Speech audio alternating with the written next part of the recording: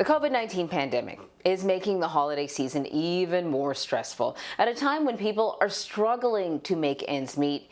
How do you put gifts under the tree without driving yourself into debt? Well, Dan Geltrude is a CPA and founder of Geltrude Company, and he is here with some tips on just how to handle and deal with debt collectors during the holidays. No one wants to deal with that, but the truth of the matter is that often, people stretch themselves particularly thin during the holidays, but it's way worse now for many, many people. Maybe they don't have a job, or maybe, their hours have been scaled back as a result of the pandemic. So let's talk about how you get through this season and on to 2021, where hopefully things will get better. Dan, according to a creditcards.com survey, 57% of people who already have credit card debt said that they would be willing to add to the debt during the holidays. What is your advice for people who are trying to get out of debt? In a way, I'm not shocked by that, because I think a lot of people were really looking forward to the holiday season, and you might stretch yourself just to bring a little bit of brightness to the season for your kids, for your family members. So what's your advice to people? Well, you hit the nail on the head right there. People are willing to go further into debt because of the emotions of the holidays. And we have to understand, when you get emotional and then you're mixing in finances, that doesn't exactly blend well together.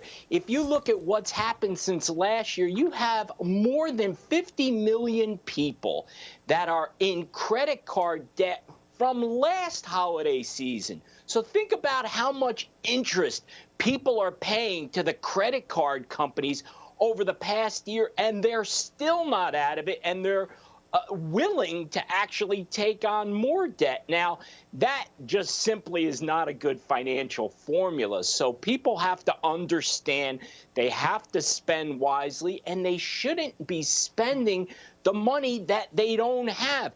And credit cards are the real danger.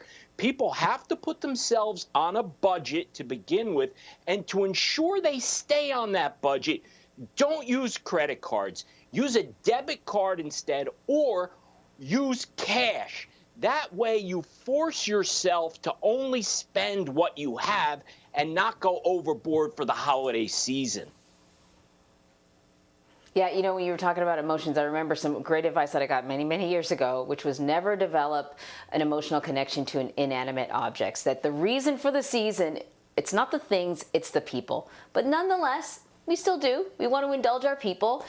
People are going to find themselves in debt. So when it comes to sort of knocking down that debt, how do you prioritize paying it off?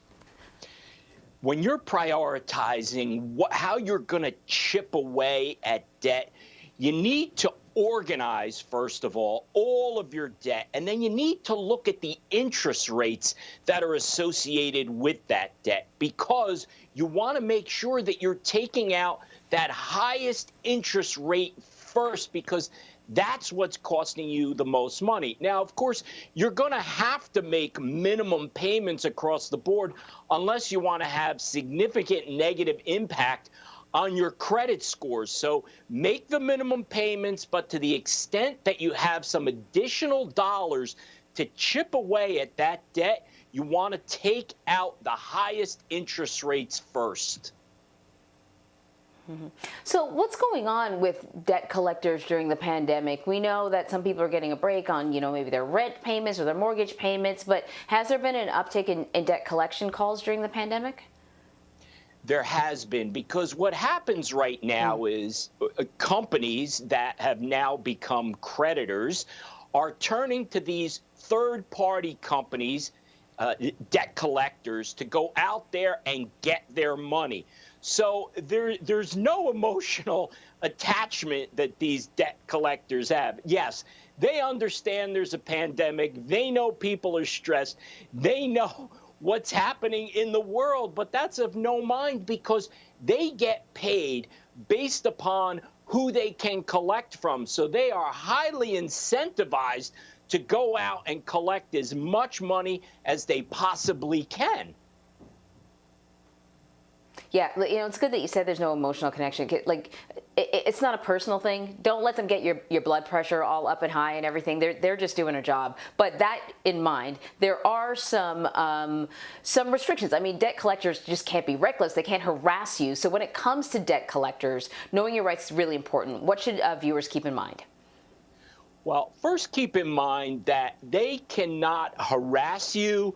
They can't threaten you. You could get these calls sometimes and say, or a message that's left and say, well, if you don't pay, you're going to be arrested, you're going to jail.